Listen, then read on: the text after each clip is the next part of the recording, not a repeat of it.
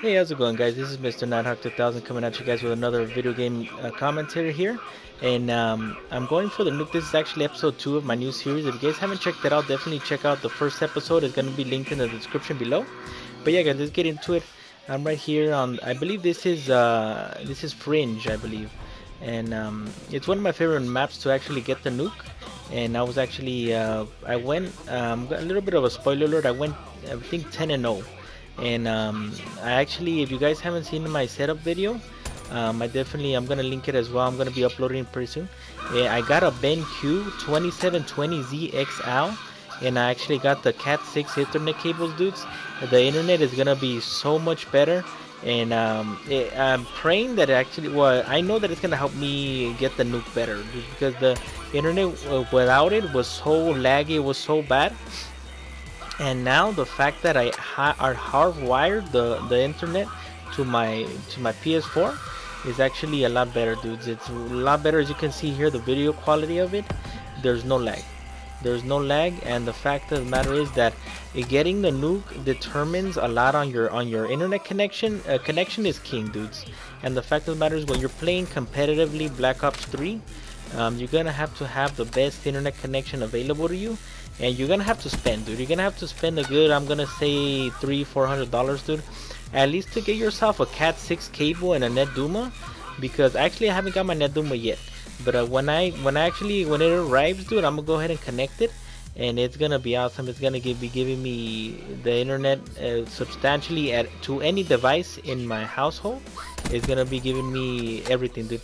And the fact that you can actually monitor on the Net Duma too, the amount of internet going out and in to devices is awesome too.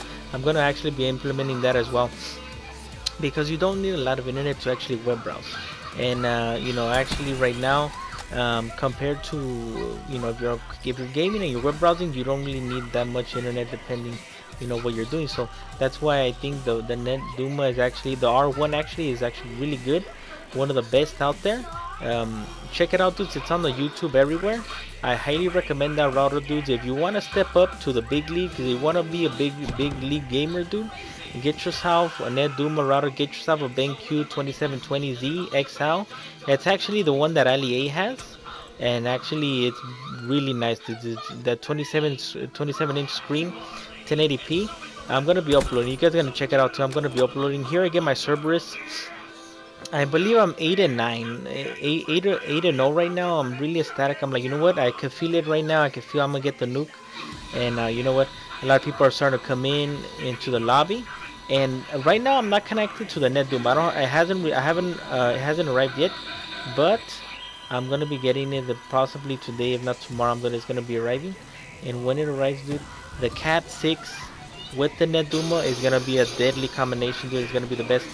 And right here, like, I'm 9. I believe I'm gonna take them out there, and I'm 9 and 0. You gotta see really quick here when I go into here, this little cabin thing, and I actually take this guy out sniping, and I don't even think if it came out yet, but I attributed that to the BenQ's 144 hertz, which I don't really think I believe I am getting it anyways, but I just have an HDMI connected to it. I know you have to do the DVI-D to get the full 144 hertz, because I believe right now PS4 does not support 144 hertz.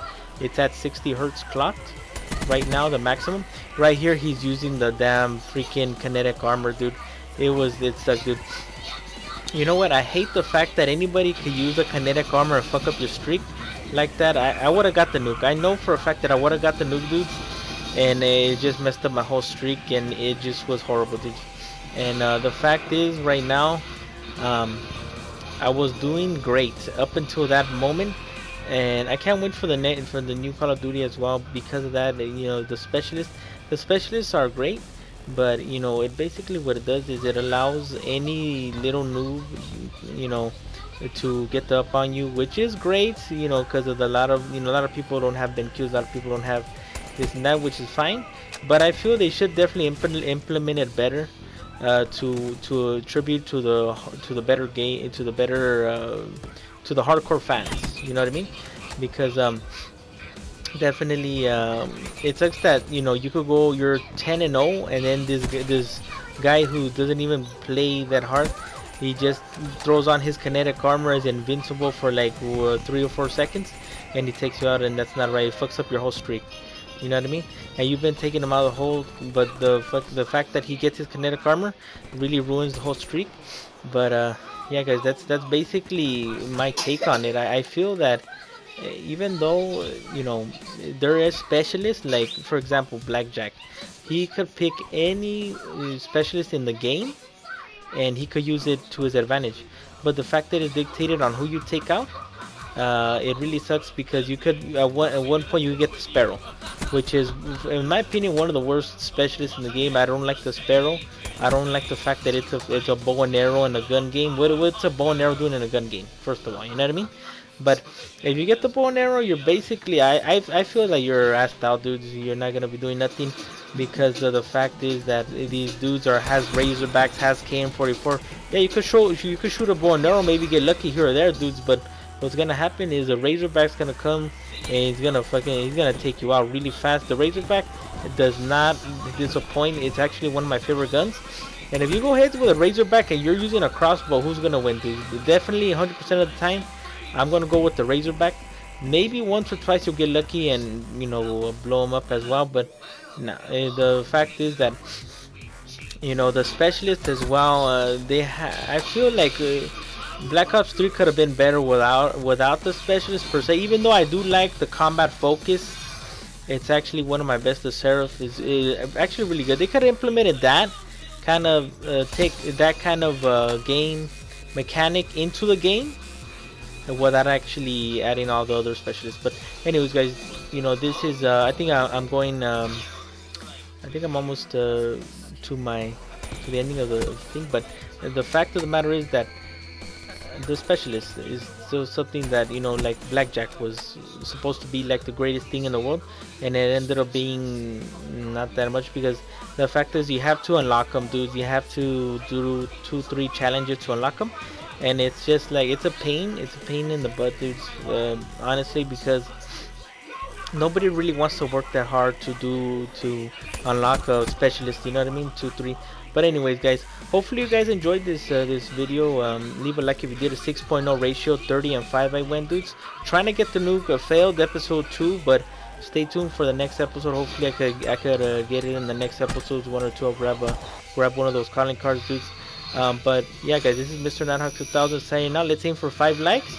And if you're new to the channel, subscribe, like, comment, and I'll see you guys in the next one. And Mr. Nighthawk 2000 signing out. Peace.